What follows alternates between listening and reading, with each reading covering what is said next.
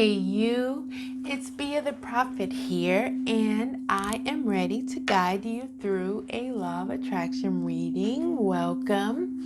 I appreciate each and every one of you joining the meeting. Follow me now in this infinite moment for a message for the collective and individuals. Set an intention for this meeting. You already know what you want the reading to clarify. You attracted this reading, and I am cooperating with you. It's mutually beneficial. As I'm pulling the cards, use your intuition as well. Let us know any additional connections you make in the comments below the video, and the collected will benefit from the collective intuition. This is a body, mind, and spirit message addressing the basic human needs for self-actualization aligned to the 9 chakras. Let's start with why Spirit has called this meeting. We already have a few cards, so let's see what they are. We can see these two, but we couldn't see the 2 of water.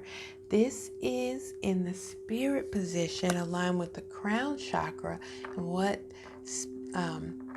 is being brought into focus. Did I even hold this card right here? The 2 of water. This is a card of falling in love.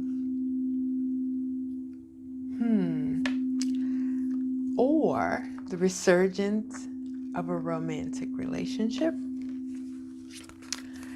Either way, this card is talking about an exchange of gifts. That's what a relationship is, isn't it? It's reciprocity in gifts, divine gifts. And then in the position of the mind, aligned with the Earth Star chakra, we have the 7 of fire. So the 7 of fire indicates there has been a victory, and there's a need for confidence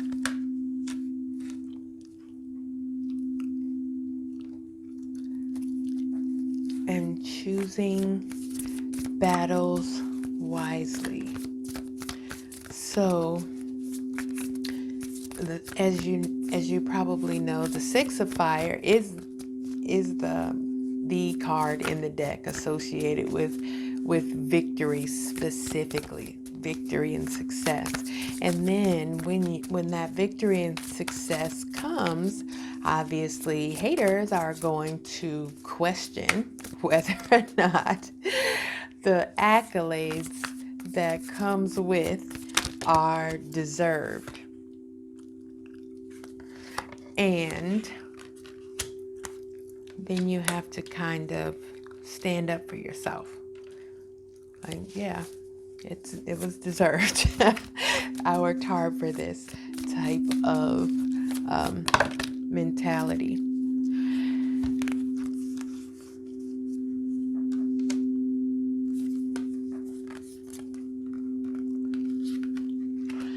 And then in the position of body, aligned with the Gaia chakra, connected directly to source through the earth, we have the Knight of Fire.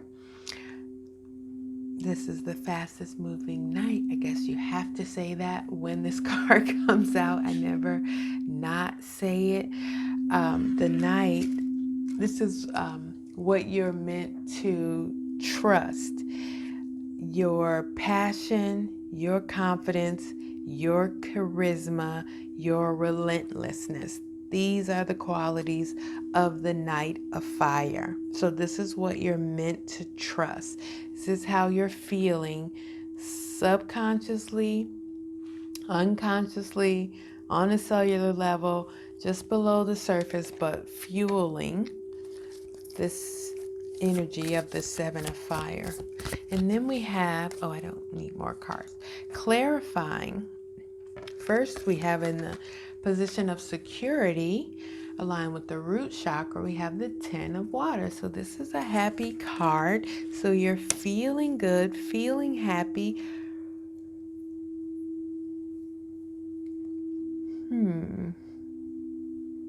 This card is, in general, emotional contentment.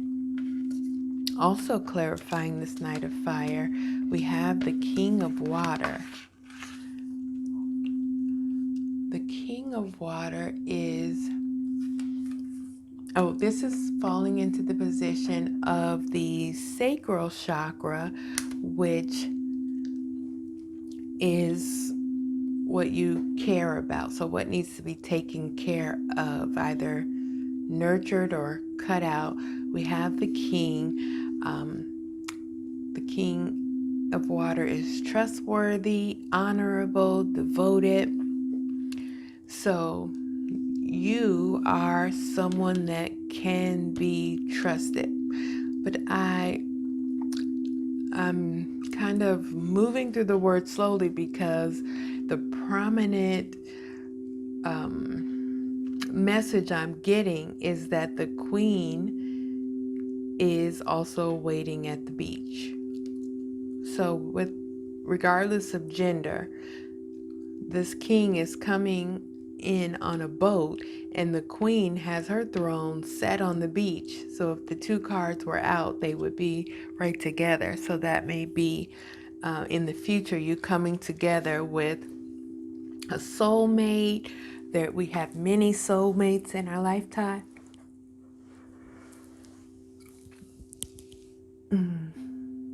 Yeah, so that was the message I'm getting from this card. So you need to nurture the qualities that you have, your trustworthiness, your honorability, your devotion, your even cautious.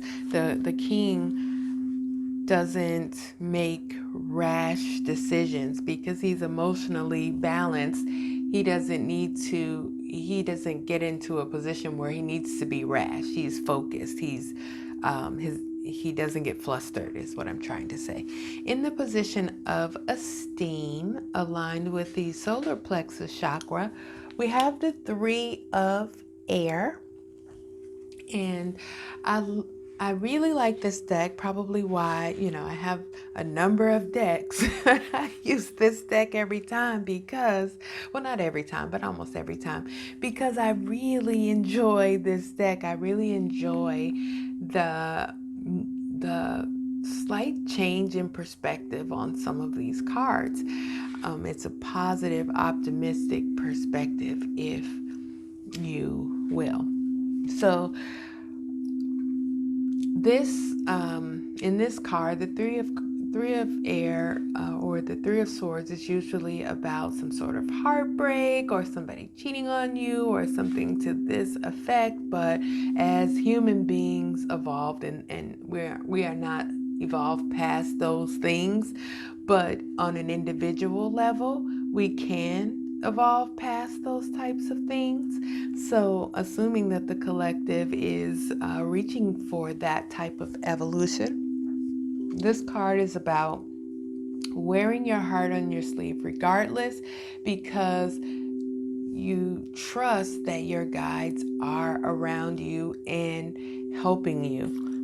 So nothing is happening to you, everything is happening for you. This is, for me as a reader with this deck, what this card is about. So your best quality and skill, what you do is trust that things are happening for you, not to you. And then in the position of belonging, aligned with the heart chakra, this is what you love, or how you create the love energy that you need for the actualization. And we have the strength card, and this card is about personal power and assertiveness portrayed with kindness. So your personal power, not power over others, personal power, but being assertive, so that is with regards to others, and doing so with kindness. This is how you create the love you need. And then in the position of the actualization, we have the Five of Water. Now, I've talked a little bit about how this deck has a slightly different perspective, and this card is no different. Usually the Five of Cups is about loss and lack. And although this person has broken their cups, they are standing, taking in the beauty of nature. They're not focused on these broken cups. They're focused on the view. And here are two new cups out of nothing. Out of nowhere is what I meant to say. Two new cups out of nowhere. I'm not getting enough air in. I keep feeling like I'm going to yawn. Let's see if we can get words of wisdom from this deck directly from Spirit to further clarify the reading. And the words of wisdom are: ask for guidance. You can ask for guidance for the right words to speak. If you're going to be speaking to someone, you can ask for the right action. You can ask for the most fun, the most abundance, whatever it is that you want. Ask for guidance to that, and your guides will put you on like a navigational route. And turn left here, you'll see signs, you'll see synchronicities, you'll get happy feelings that will lead you to what you asked for, because everything you want is already here on the earth. When you manifest it, when you're actually just attracting it to you. Maybe you're moving, maybe it's moving, but you're pulling it in. That's why manifesting is associated with the law of attraction. You're not materializing something from nothing. You're pulling it to you, and it may be in different components and parts, and you might have to pull them together and then solder them, and voila, we have cell phones. You know what I mean? But it's already on the earth. It's not magic, it's science. So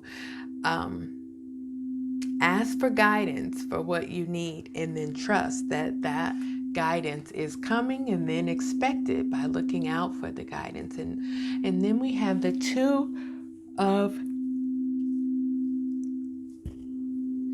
air in the intuitive chakra, in the position of the answer. This is the throat chakra. For some reason I keep forgetting to say that.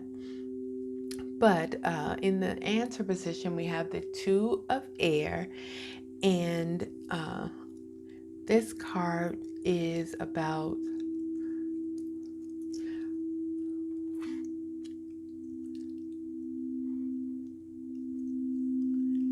you're meant to learn to analyze the situation and not overanalyze the situation. And so that's an interesting concept for me, because I don't feel like you can overanalyze. There's no such thing as overthinking.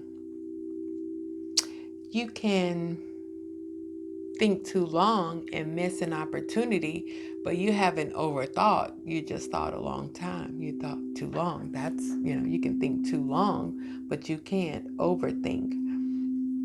And so perhaps thinking too long is what is meant by overanalyzing in this situation, since I brought that up. But usually people mean thinking too much about something. So I don't think you can think too much about something unless it feels horrible to think about it. Then yeah, you can. Maybe that's what people mean when they say you're overanalyzing. It's like you're thinking about something that can't feel good, but they use it like there's something wrong with you. I don't know. Anyway, so you're meant to learn to analyze situations and not overanalyze. However, that resonates for you. Remember what Spirit would like to bring into focus.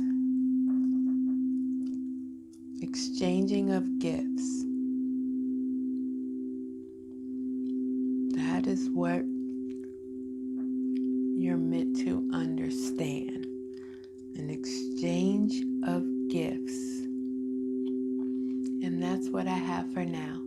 Take this message however it resonates for you. Like I said, look forward to the components of this message showing up in the coming hours, days, and weeks in different ways. That's just how the law of attraction works. Until next time, remember, you and you alone create your reality. Enjoy.